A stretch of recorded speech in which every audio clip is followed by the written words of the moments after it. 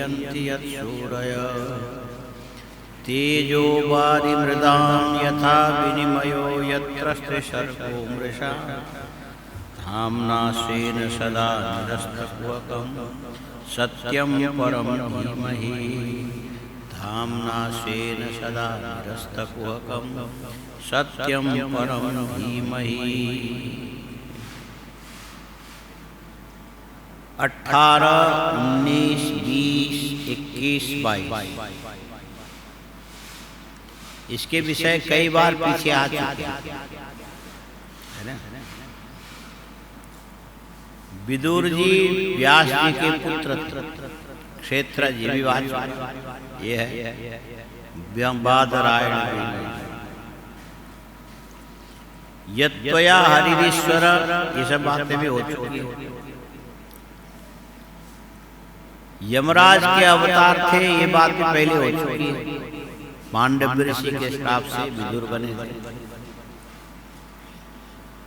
और धृतराष्ट्र के समान होकर के भी विचित्रवीर्य के दासी के पुत्र होने से इनको फिर थोड़ा जाति से नीचे माना। जहां पर इनको गालियां दी गई, दुर्योधन ने दिया तो दासी पुत्र बोल के दिया। ये भी पीछे आ चुका है।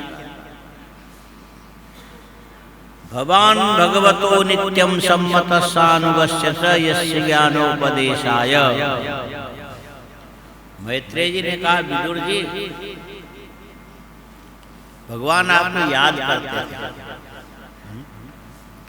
ये भी एक संपत्ति है।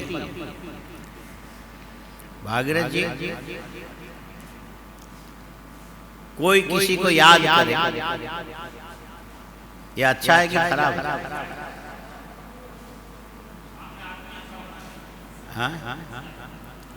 नहीं, कोई किसी को याद करे, ये अच्छा है, ठीक है। जो याद करता है उसके लिए अच्छा है कि जिसको याद किया जा रहा है उसके लिए अच्छा है? सोच विचार। याद तो उसको ही करोगे ना जो नहीं रहेगा। प्रत्यक्ष सामने उपस्थित होने पर उसको याद नहीं बोलते, तो दिखाई दे रहा है।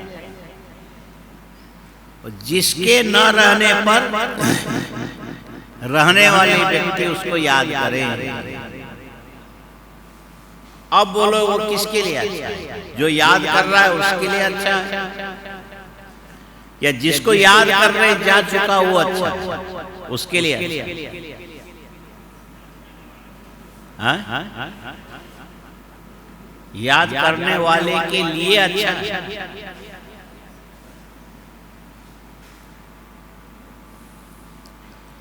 ऐसे पुराना मुहावरा, मैं मरूं भूते नाचे। हमको क्या फर्क पड़ने वाला? मैं मरूं भूते नाचे। तो किसी ने याद किया तो क्या हुआ, नहीं किया तो क्या हुआ? हाँ, याद करने वाले को थोड़ा फायदा हो सकता है कि अच्छी चीज को यदि याद करे तो उसके लिए आदर्श रास्ता मिल सकता है। बड़े लोगों ने ऐसा किया था, उसी ढंग से करने से हमारा भी कल्याण होगा।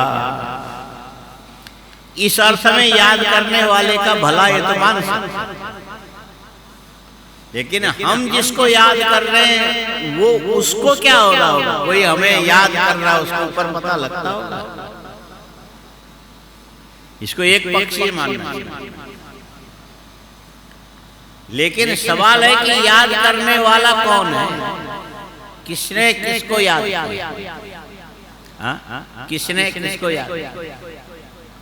रोज भोजन बनाते हो, पहली रोटी गाय के लिए अलग करते थे पहले, ऐसा होता है। पहली रोटी गाय और अंतिम जो रोटी है कुत्ते के लिए।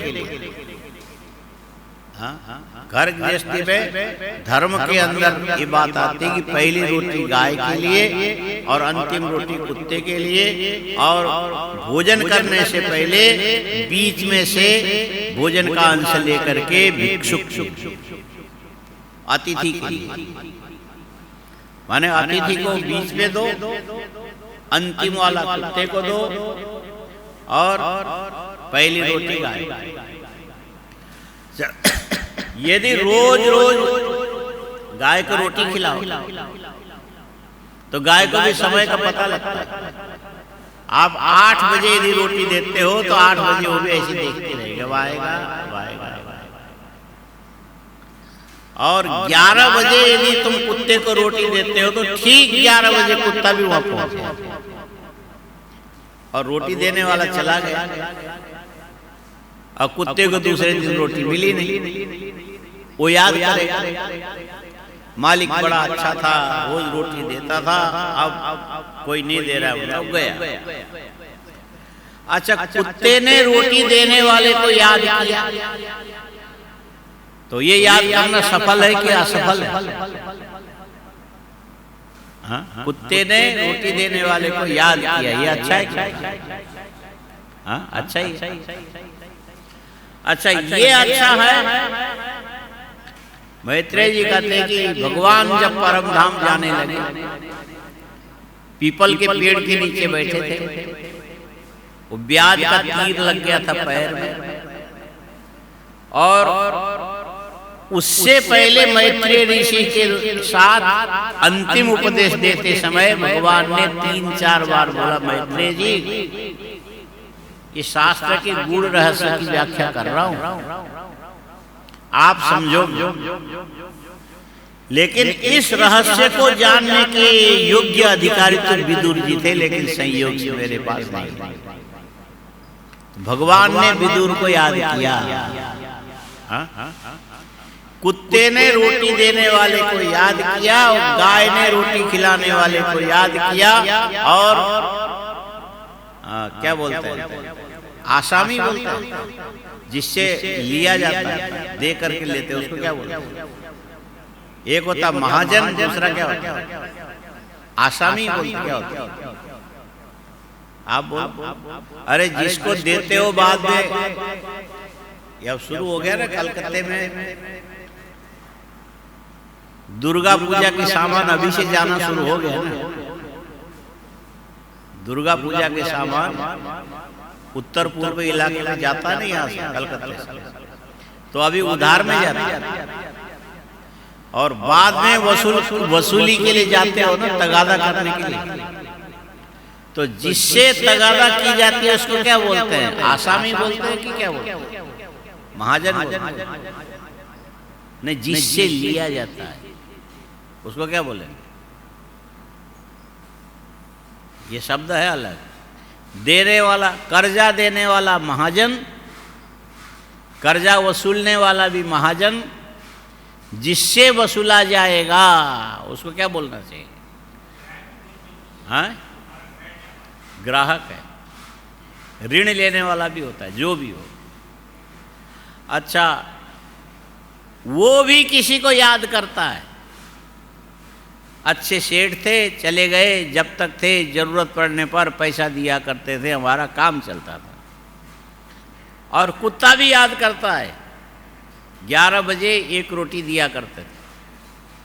गाय भी याद करती है, 8 बजे आकर के 1 रोटी दिया करता था। और कर्जा लेने वाला भी याद करता है कि वो आदमी थे तो हमें कर्जा दिया करते थे। ये याद करना।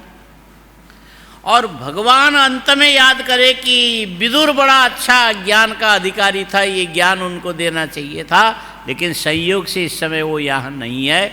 इसीलिए मैत्रेय जी, ये मेरा उपदेश विदुर जी तक पहुँचाना।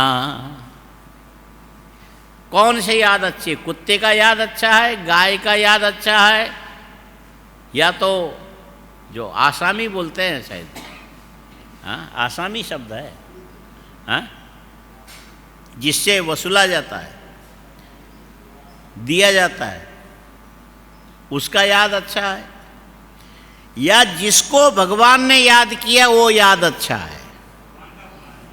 हाँ, ये मैत्रेय ऋषि ने कहा कि आप इतने महान है कि अपने लीला का संवरण करके परलोक जाने से पहले भगवान श्री कृष्ण ने कई बार आपको याद किया, इसीलिए विदुर जी आप सच में धन्य हो।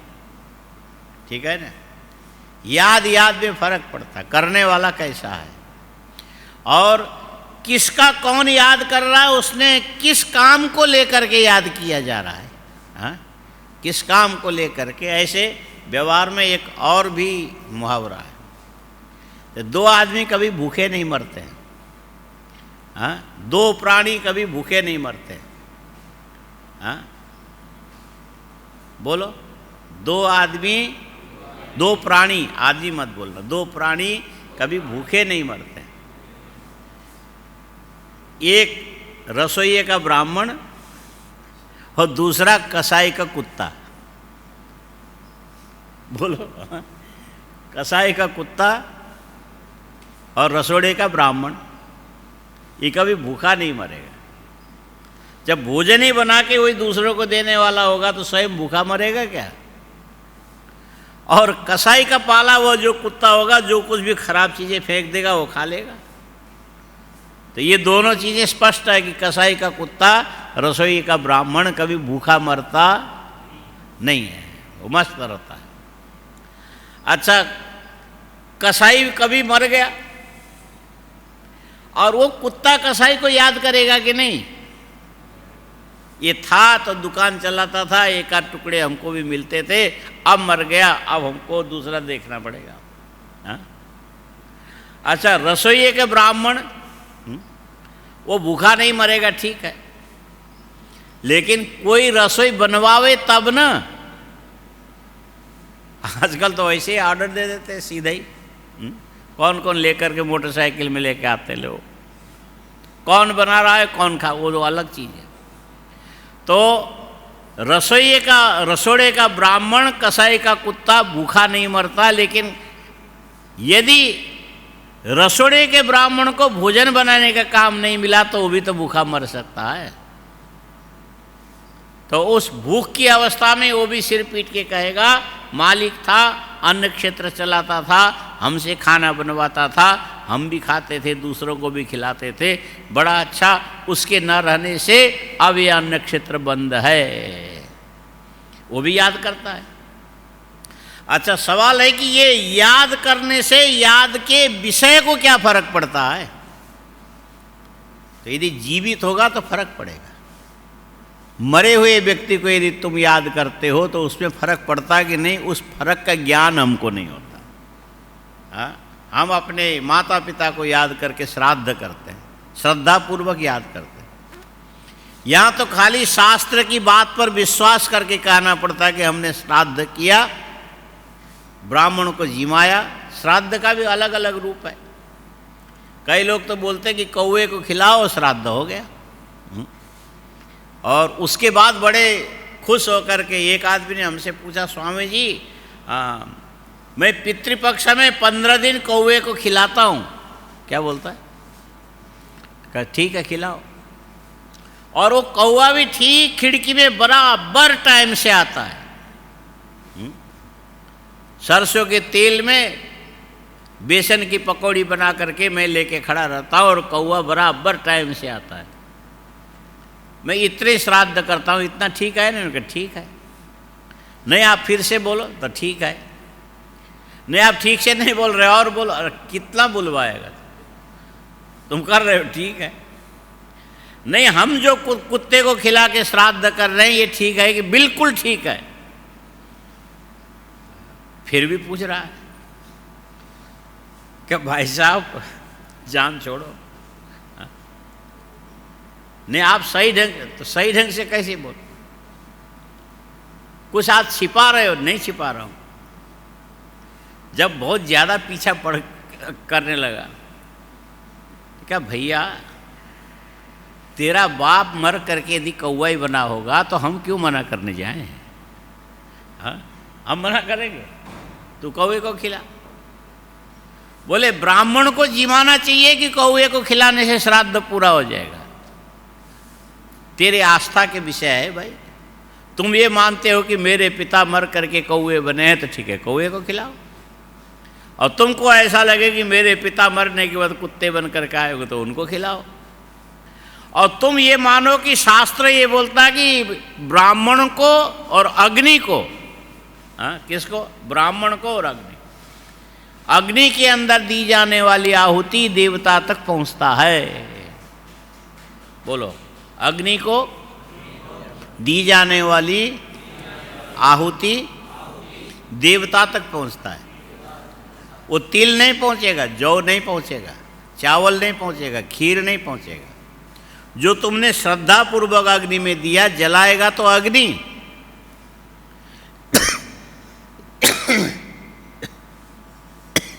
भोजन करते हो तो खाने वाला कौन है? भोजन करते हो, खाने वाला कौन है? चुप हो गए। भोजन करते हो, खाने वाला कौन है? हाँ? इसलिए खिलाना बेकार है। हाँ? वो खा के डकार जाते हैं। पूछो खाने वाला कौन, तो सब चुप हो जाएंगे।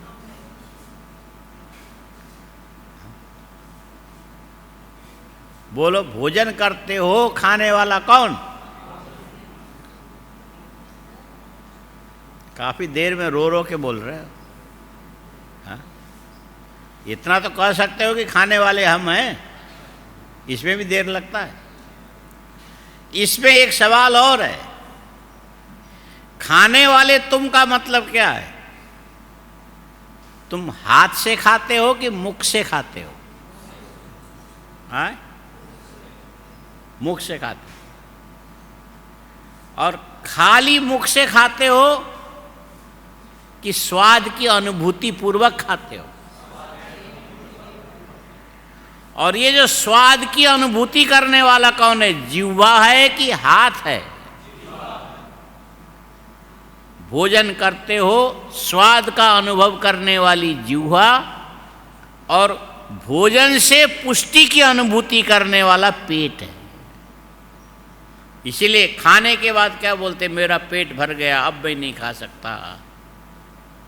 तो पेट भरने से होता क्या? बोले प्राण को बल मिलता है। शरीर को संचालित करने के लिए प्राण को बल मिलता है। इसीलिए शरीर में खाने वाला कौन है? असली खाने वाला तो प्राण है। कौन है? प्राण खाता है। और स्वाद की अनुभूति कौन करता है? जिह्वा करती है। ठीक इसी प्रकार जो हविष्य हाथ में लेकर के देवता का नाम उच्चारण पूर्वक मंत्र बोल करके आहुति देते हो, तो ये प्राण के समान हव्य हवनीय पदार्थ ग्रहण करने वाला अग्नि है। और जैसे खाने वाला प्राण और स्वाद की अनुभूति जिह्वा से होती है, ठीक इसी प्रकार आग में दी जाने वाली जो आहुति, उसके स्वाद की अनुभूति करने वाला कौन है? जिस देवता का नाम लेकर के तुमने आहुति दिया, उसको स्वाद की अनुभूति होगी। प्राण को आहुति देते हैं, स्वाद का अनुभव जिह्वा करती है, पुष्टि का अनुभव शरीर करता है, और खाने वाला प्राण वैसे ही अग्नि में आहुति देने पर ग्रहण करने वाला अग्नि, लेकिन स्वाद के द्वारा संतोष के अनुभव करने वाला जिस देवता का नाम लेकर के तुम ये जो आहुति दे रहे हो, वो स्वाद की अनुभूति करने वाला। ठीक इसी प्रकार श्राद्ध कर्म है। इसी प्रकार क्या है? श्राद्ध कर्म। पिता के पुण्यतिथि में बैठ करके ब्राह्मण को खिलाओगे, तो जैसे अग्नि में दी गई आहुति, अग्नि जलाता है, ग्रहण करता है, और खाने वाला प्राण अलग है और स्वाद की अनुभूति करने वाली जिह्वा अलग है। इसी प्रकार उस अग्नि के अंगभूत देवता तृप्ति की अनुभूति करते हैं। ब्राह्मण के लिए तुम ब्राह्मण को बैठा करके श्राद्ध करते हो शास्त्र विधि के हिसाब से। ये ब्राह्मण खा करके तृप्त होकर के गया तो तुम्हारा पितृ चाहे पितृलोक में रहे, चाहे स्वर्गलोक में रहे, चाहे किसी भी योनि में कहीं भी रहता हो, लेकिन उस समय तृप्ति की अनुभूति उसको होगी। जहाँ रहेगा वहीं तृप्ति की अनुभूति करेगा। ठीक है ना?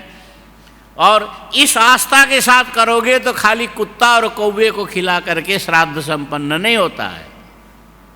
और कोई ऐसा मानने लगे हम तो आधुनिक हैं, वैज्ञानिक है, हाँ, विज्ञान को समझते हैं, युक्तियों, विज्ञान का एक ठप्पा लग गया तो बात चाहे कैसी भी हो बिल्कुल प्रामाणिक माना जाता है।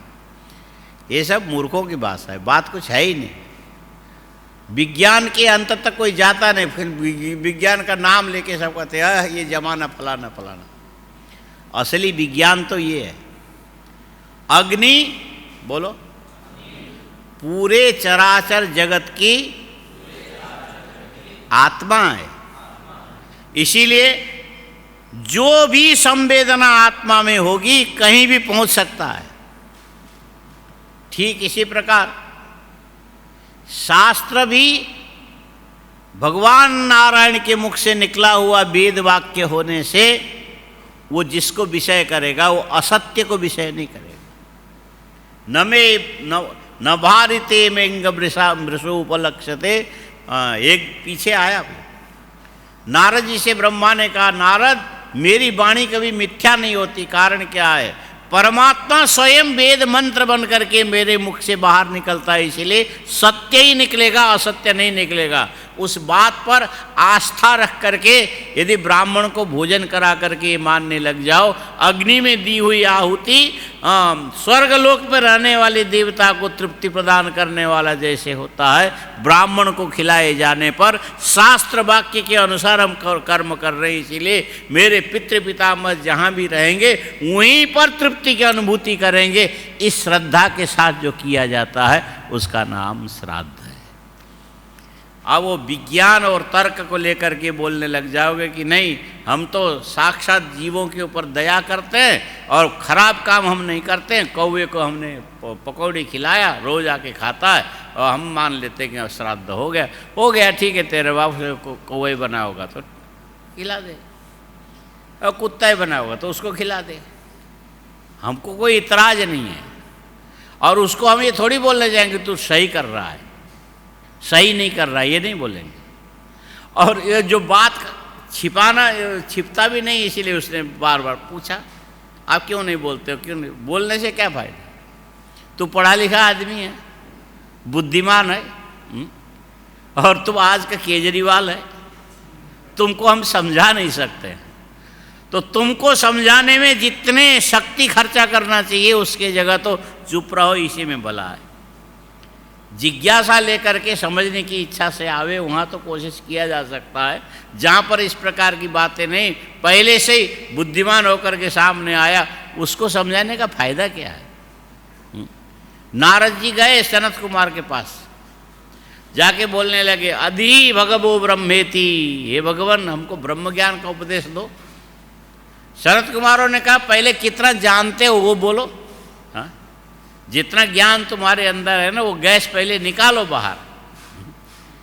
पेट में गैस भरा हो तो तुम खा नहीं सकते हो, हाँ? खाने की रुचि खत्म होती है, डकार आनी चाहिए, उसके बाद थोड़ा बहुत खाया जा सकता है, और ऊपर तक गैस भरा हो तो नारद जी से कहा कि तुम पहले जितना जानते हो उतना बोलो, उससे आगे हम उपदेश देंगे। और हम पहले सीधे उपदेश देने लग जाएंगे तो तुम तो उस सास बहू के समान, हाँ? पढ़ी लिखी बहू थी और सास बेचारी बोली, और वो इतनी बड़ी डिग्री लेकर के आई थी, और चालाक भी थी, चतुर भी थी। और आदमी ने कहा आज आटे का हलवा बनाना, दिसंबर के महीने ठंडी अच्छा लगता गुड़ डाल के बनाना, उसको आता तो था नहीं।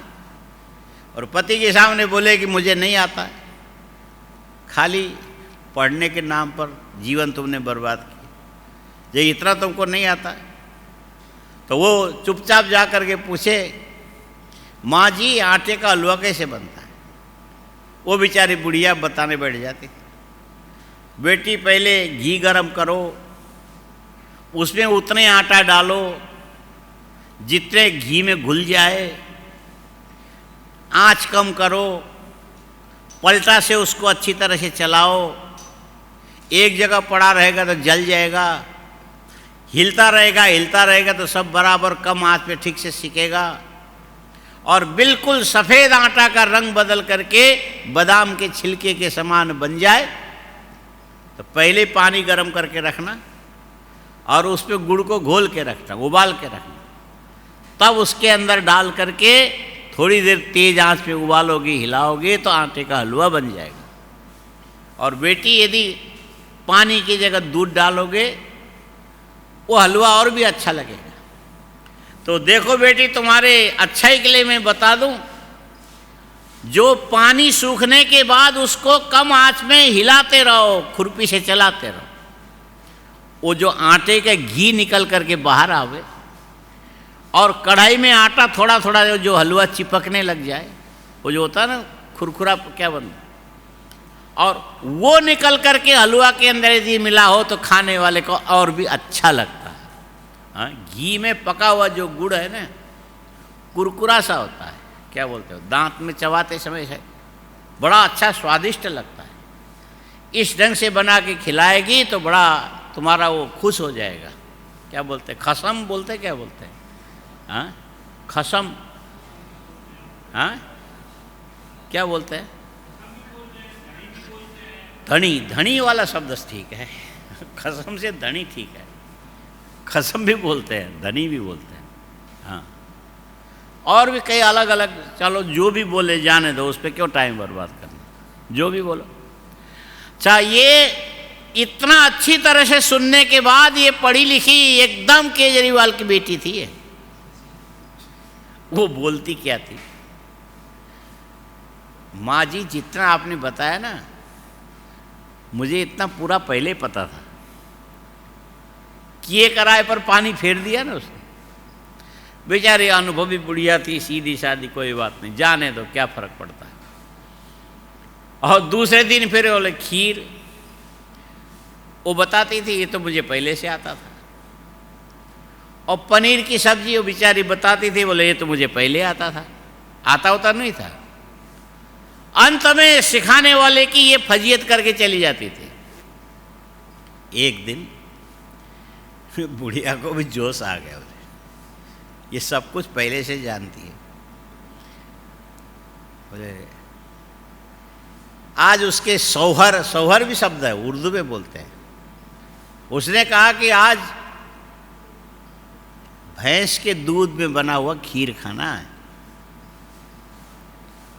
और चावल कम, दूध ज़्यादा, मात्रा उतरी, तो ढंग से बना, चीनी भी न डालना पड़े, ठीक है कोई बात।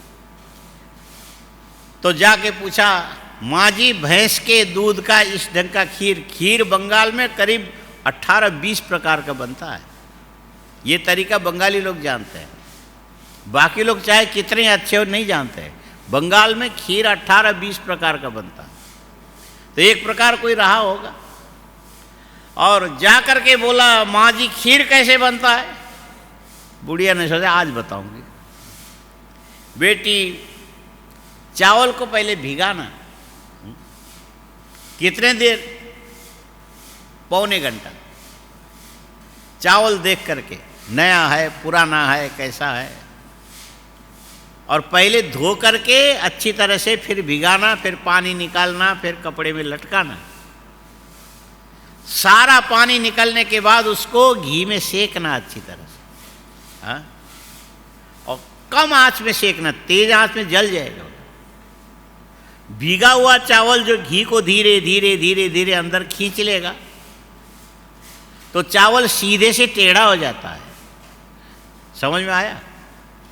पेट के अंदर जाने के बाद सीधा आदमी टेढ़ा हो जाता है। बोलो, हाँ, नहीं समझ में आया? जब तक पेट भूखा रहेगा आदमी सीधा रहेगा, और खाने के बाद टेढ़ा हो जाता है। चावल भी आदमी के समान ही घी के अंदर भीगा हुआ चावल कम आंच में धीरे धीरे धीरे सेकोगे, टूटेगा तो नहीं लेकिन थोड़ा टेढ़ा हो जाएगा। और ये टेढ़ा होने पर फिर दूध ला करके गरम डालना और बिल्कुल कम आंच में धीरे धीरे उसको रड़ाना बोलते हैं, रड़ाना, हाँ? ये इंदौर क्यों बोलते, रड़ाना बोलते, उबालना, धीरे धीरे धीरे धीरे उबालना। और ये घी में सेका हुआ होने से चावल गलेगा नहीं, नहीं गलने के बाद भी उस चावल के अंदर दूध की मात्रा अंदर जाएगी, और करते करते करते ऐसा लगे कि चावल दूध बिल्कुल एक रंग में आ गया। बुढ़िया ने सोच के रखा था। तो बाद में बोली, बेटी छोटी कटोरी से एक कटोरी नमक डाल देना उसके अंदर। चलते समय उसने बोला, ये तो मुझे पहले से आता था। अब वो बना बनाया खीर बना के बिगड़ गया, वो तो फट गया। तो सोचा ऐसे होता होगा, ले जाके दे दिया, और वो ये क्या बनाया तुमने, खाओ तो खा रहा। बोले, तेरी माँ ने तो बताया। माँ क्या ऐसे खीर बनाने को बताया था आपने? बेटा मैं क्या करती, ये जो तेरी बला रोज मुझे पूछती थी, जब मैं पूरा बता दूं तो जाते साहब बोलिए तो मुझे पहले से आता है। आज हमको देखना था कि इसको पहले से आता कि नहीं आता। तुम्हें खीर खाना है ना, तो मैंने अलग बना के रखा है तेरे लिए, और ये तो खाली तुम्हें बताने के लिए कि तेरी जो बला है, मुसीबत कैसी है, वो समझाने के लिए बताए। खीर तो वहाँ पर रखा है, लेके खा ले। आया समझ में? माने हर आदमी को, पहले हिंदी वालों ने लिखा है ऐसा, सीखता ही को दीजिए जाको सीख सुहाए, ताको सीख न दीजिए ज्ञान गांठ को जाए। ये भी याद रखना चाहिए। शिक्षा उसी को देना चाहिए जिसको शिक्षा जचे। जो पहले से डेढ़ होशियार हो, वहाँ शिक्षा देने से कोई फायदा नहीं है। वहाँ तो अपना टाइम बचा लो, यही अच्छा है। और वो बंदर की और बया की कहानी तो सुना ही होगा। बेचारा बंदर यूँ ठिठुर के बैठा हुआ था, और बया चिड़िया ने आकर के बोला, तेरे पास हाथ हैं, तेरे पास अंगुलियां हैं, तेरे पास बुद्धि है, तू चाहे तो दिन में ऐसा बढ़िया घर बना करके अंदर जाके आराम से बैठ सकता है, और तू ऐसे ठिठुर रहा है। हम देखो चिड़िया, हमारे पास क्या दो पैर हैं, उड़ने के लिए पंख है, चोंच में से तिनका ला करके जोड़ करके देखो हमने कैसा बढ़िया घर बनाया। हवा चले चाहे पानी आवे, हमारे अंदर एक बूंद पानी नहीं आएगा ना हवा से टूटेगा। तू बंदर होके ऐसा काम नहीं कर सकता। तो बंदर ने कहा, कैसा घर बनाया तूने, दिखा। तो भैया ने दिखाया बबुल के, उसने फट से जाके वो बच्चे के से तो पूरा होकर फेंक दिया। वहाँ शिक्षा देना काम का है, इसीलिए ऐसी जगह चुप रहना चाहिए। हाँ, डेढ़ होशियार जो होगा उसको शिक्षा नहीं देनी चाहिए। हाँ, ज्ञान गांठ को जाए। तो सवाल है कि सामने वाला व्यक्ति कैसा है, स्मृति उसके ऊपर निर्भर है। भगवान ने विदुर जी को याद किया। हाँ, भगवान ने याद करके चले गए। ये बहुत बड़े गौरव की बात थी, भगवान तक याद करने गए, साधारण काम नहीं था। और ये जो कसाई के कुत्ते ने मरे हुए कसाई को याद किया, उसमें कोई खास बात नहीं है। रोज कुत्ते को रोटी देते हो, उसने यदि 11 बजे तुम्हें याद किया, ये याद भी कोई ढंग का नहीं है। गाय ने भी याद किया तो ठीक है, कोई बात नहीं, लेकिन याद करने वाले साक्षात भगवान जिसको अंत में स्मरण करने लग जाए, ये स्मृति के विषय बने का मतलब है तुमने अपने जीवन की योग्यता बड़ी अच्छी संपादित की थी, जिससे भगवान को भी तुम्हें याद करना पड़ा। ये याद तो ठीक है ना। इसको लेकर के मैत्रेय जी ने कहा कि जाते जाते भगवान ने आपको याद किया था, इसीलिए विदुर जी आप ज्ञान के वास्तव में अधिकारी हो, तब ने भगवान ने याद किया, नहीं तो क्यों करते। तो अथते भगवन लीला योगमायोपविमृता विश्वस्थिति उद्भवांतार्थम वर्णयामि अनुपूर्व। भगवान क्या बोल करके गए थे? बोले भगवान अपनी लीला का वर्णन करके गए थे। और क्या कह के गए? बोले विदुर जी को सुनाना, ये कह करके गए। और उनके लीला के अंदर क्या आया? तो बोला योग मायोपबृंहिता।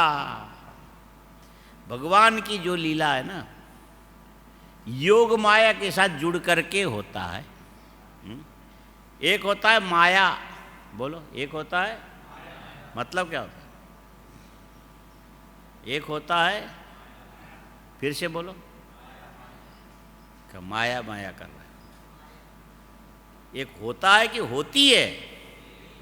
तो फिर वैसे बोले जा रहे ना, यहाँ एक होती है माया। अर्थ क्या होता है?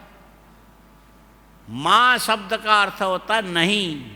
मां माने, या माने जो, जो न हो दिखाई पड़े उसको माया कहते हैं। बोलो, जो न हो दिखाई पड़े उसको माया कहते हैं। चमकती हुई सीपी में चांदी नहीं होती है, लेकिन दूर से देखने में चांदी जैसी लगती, इसीलिए जो नहीं है दिखाई पड़े वो जो चांदी मायाकृत चांदी है। माया माने भ्रम हो गया, भ्रम। जिस रस्सी में सर्प नहीं है, मंद अंधकार में रस्सी को देखा और तुम्हें सर्प का भ्रम हो गया, नहीं है और दिखाई पड़ा, इसको माया बोलते हैं। जो नहीं है दिखाई पड़ा उसको क्या बोलते हैं? माया बोलते हैं। और सच में संसार में जितनी चीजें दिखाई पड़ती है, इसमें से किसी की भी वास्तविक सत्ता है ही नहीं, और न होने पर भी भ्रम के द्वारा दिखाई पड़ रहा है। ये भ्रम से दिख रहा है। और ये भ्रम उत्पन्न करने वाले कौन? तो बोले भगवान की योग माया है। भगवान की माया, योग माया। योग की माया भी अलग होती है। योग की माया भी, एक स्कंद पुराण में एक कथा आती है। एक राजा थे, उम्र के हो गए, तो 60 साल की उम्र होने पर उन्होंने अपने लड़के को राज्य में बैठा दिया, सिंहासन में बैठा दिया, अभिषेक करके मुकुट पहना करके, ले बेटा ये राज्य आज से तुम्हारा, और हम जा रहे हैं तपस्या करने जंगल में। तो 60 साल की उम्र कोई खास उम्र तो थी नहीं। जब चलने लगे तो रानी कहने लगी, मैं क्या करूं? लड़के के साथ तेरा मन लगे तो रह जा, और यदि तुमको भी तपस्या करना हो तो मेरे साथ जंगल में चल। तो लड़के के साथ मन तो लगता, लेकिन नहीं रही। क्यों भाई? क्योंकि अब पहले ये रानी कहलाती थी, अब दूसरी रानी कहलाएगी, और वो इसकी बहू होगी, और उसके सामने रहने की अपेक्षा तो जंगल में जाओ। हाँ, ये दोनों के अंदर से बनता नहीं कभी। हाँ, बना के रखना पड़े वो बात अलग है, लेकिन अंदर से बनता नहीं।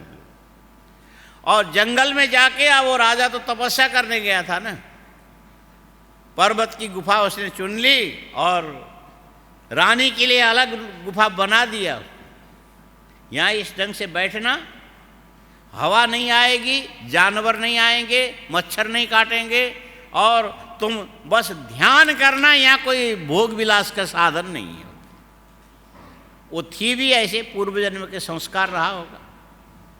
और धीरे धीरे धीरे ये जो अष्टांग योग से प्रारंभ करके समाधि तक पहुँचे, हाँ, सविकल्प समाधि तक।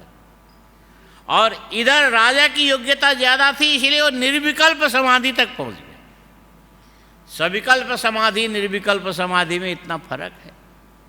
सविकल्प जो समाधि होती समय सापेक्ष होता है, और हमारा मन इतने क्षण के लिए समाहित होना चाहिए, उतने क्षण के बाद तुम्हारी आंखें खुल जाएगी। निर्विकल्प समाधि की कोई सीमा नहीं है।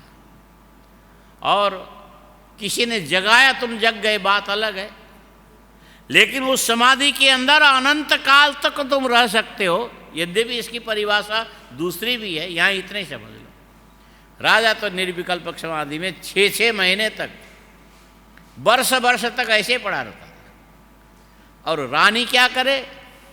कभी 1 घंटे समाधि में रहे, कभी 3 घंटे, कभी 7 घंटे, कभी 8। धीरे धीरे धीरे वो भी 6 महीने की समाधि तक पहुंच गए। तो 6 महीने की समाधि की सिद्धि होने पर उसके संकल्प में वो आया, सिद्धि आ गई। संकल्प सिद्धि माने जो संकल्प करोगे वो पूर्ण हो जाएगा। तो रानी ने सोचा ये राजा तो इतने महान योगी है,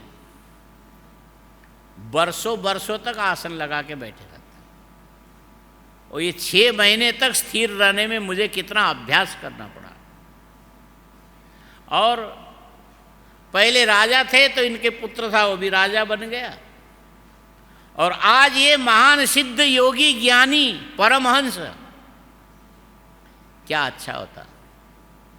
इस अवस्था में इनका एक कोई संतान उत्पन्न होता तो वो कितना योग्य हो जाता।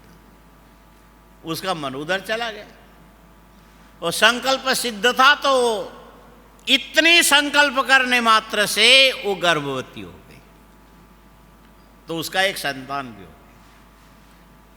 तो अनाश्रुत एक दिन लंबे ओंकार प्रणव की ध्वनि उच्चारण करते हुए राजा व्युत्थान काल में आए। बच्चे की आवाज़ सुन करके बुलाए, ये कहाँ बच्चा यहाँ कहाँ से आया? बोले आपका ही है। हंसने लगे, अरे मेरा कैसे? उसने बताया ऐसे ऐसे आपकी कृपा से 6 महीने तक सविकल्प समाधि में स्थित होने से मन के संकल्प की सिद्धि हुई, ऐसे ऐसे मैंने संकल्प किया, ये आपके संकल्प के द्वारा हुआ होने से ये पुत्र आपका है। वो सिर पीटने लगा, एक नया बंधन आ गया। अब वो राजा ने उस बच्चे को पढ़ाना शुरू किया, धीरे धीरे धीरे करते कई शास्त्र अध्ययन कराने लगे, बच्चा ही था, और करते नीति, राजनीति, अर्थनीति, पता नहीं क्या क्या, और अध्यात्म शास्त्र में जैसे जाने के विचार करने लगा तो वो लड़का करने लगा, नहीं अभी आपने जो राजनीति बताई ना, पहले हमको राजा बना दो पहले, बाद में अध्यात्म में जाएंगे, योग की सिद्धि उद्धि बाद में बताना। ले तुमको राजा बनने की इच्छा, आज के राजा का तो लड़का था ही, राजा बनने का, ठीक, उसमें भी योग चाहिए भाई। फिर उसी अष्टांग योग से आगे बढ़ते चले गए, और ऐसी स्थिति में पहुंचा दिया कि परकाया प्रवेश तक पहुंचाया। अपने शरीर से अपनी आत्मा को निकाल करके कहीं भी प्रविष्ट होकर के संकल्प के द्वारा सृष्टि करने की कला तक पहुंचा दिया।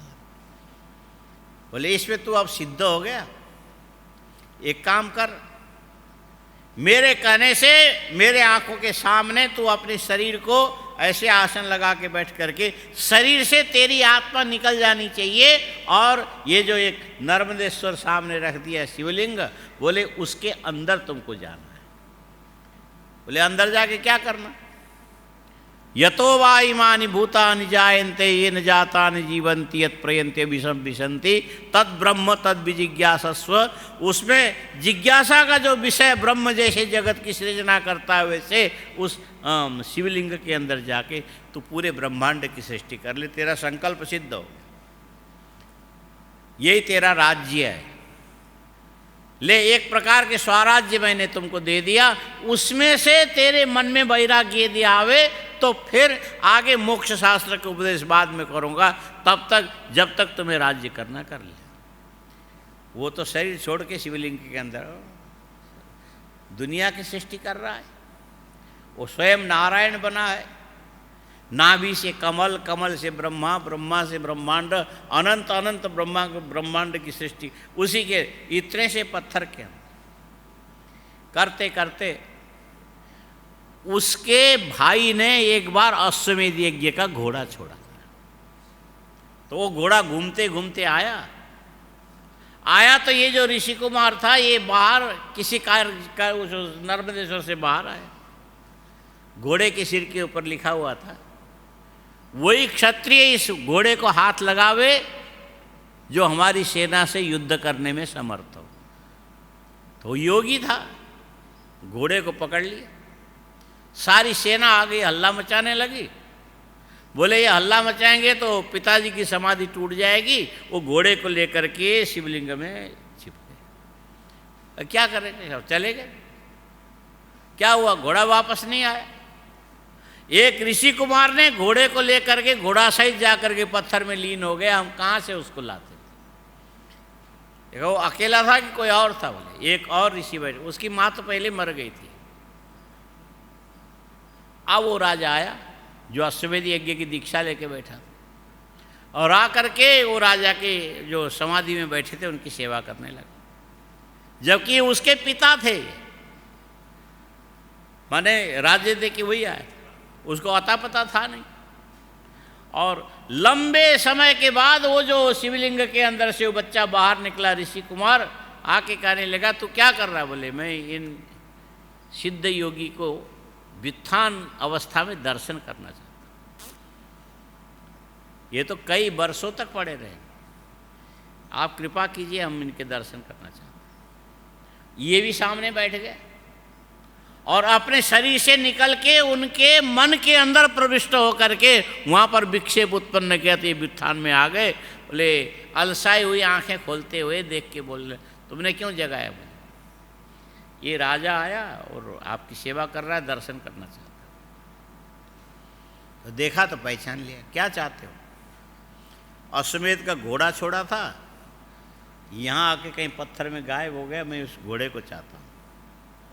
और ऋषि कुमार बोले मूर्ख आदमी है, तो मेरे से बोल दिया होता, घोड़ा तो मैंने अंदर छिपाया था।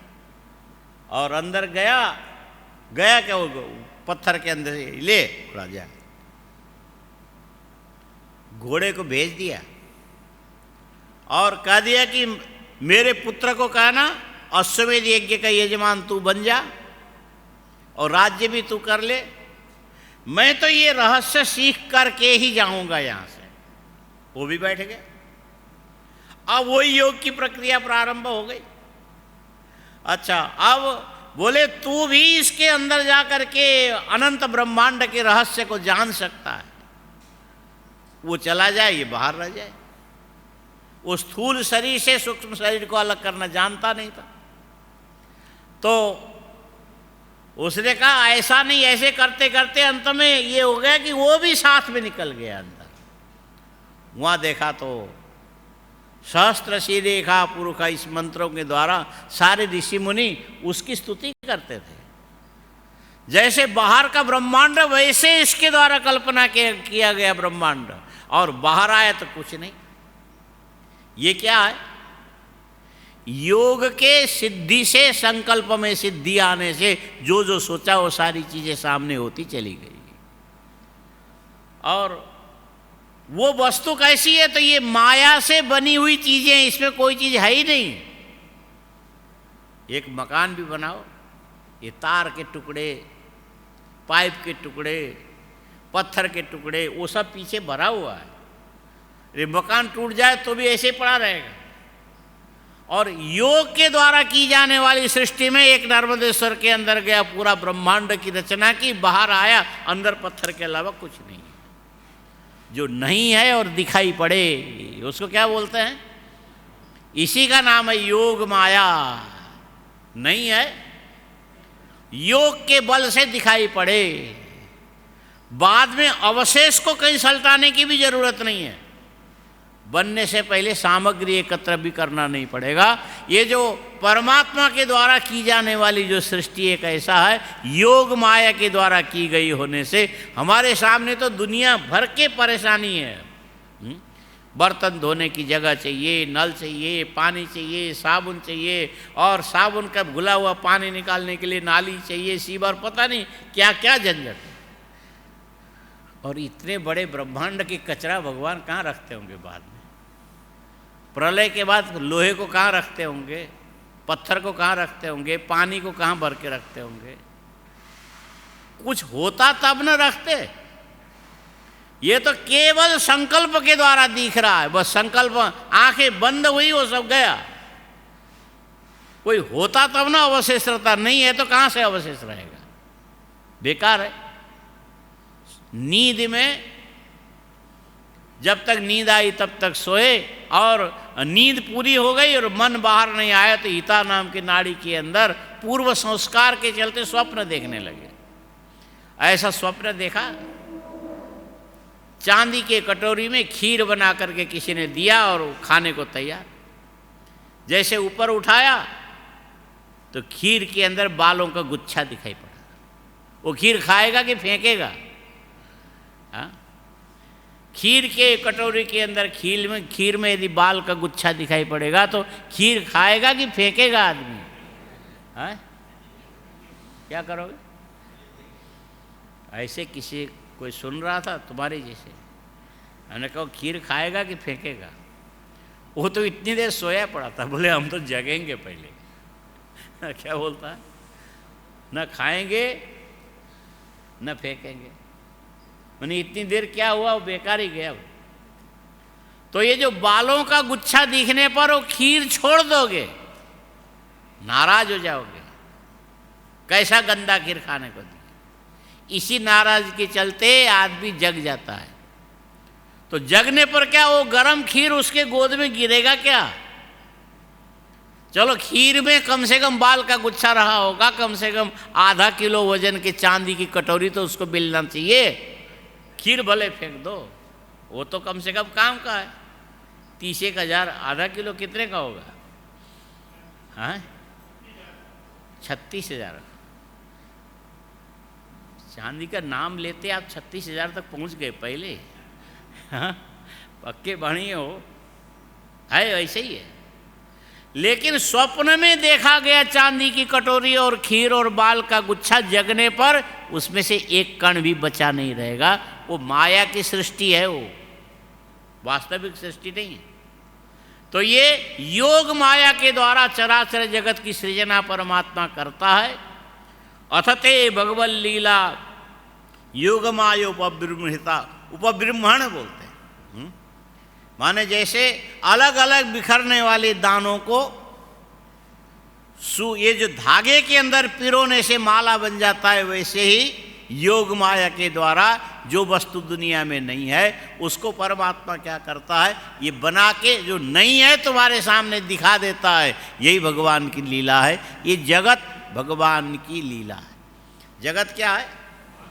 भगवान की लीला है। अथते भगवल लीला योग मायोपब्रह्मृता विश्वस्थिति उद्भवांतार्था वर्णयामी।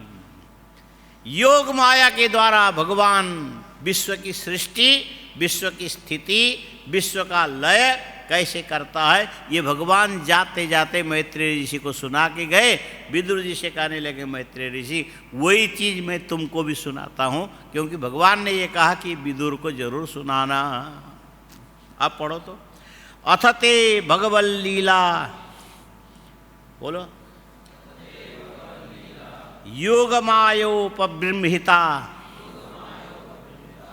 विश्वस्थिति उद्भवांतार्था, विश्वस्थिति उद्भवांतार्था,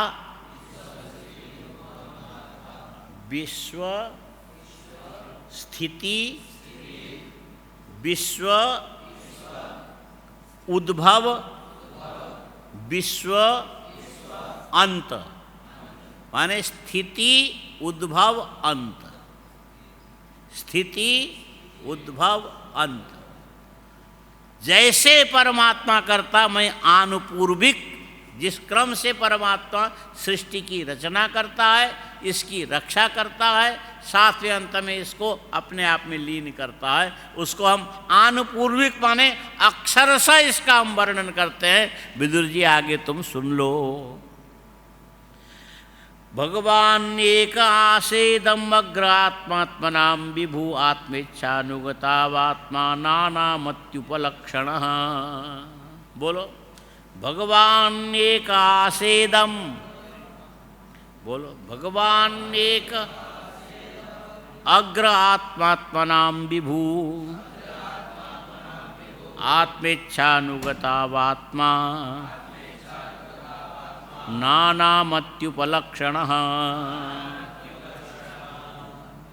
यहाँ से सृष्टि से पहले क्या था, सृष्टि किया तो क्या बना, ये चीज 23वें श्लोक में है।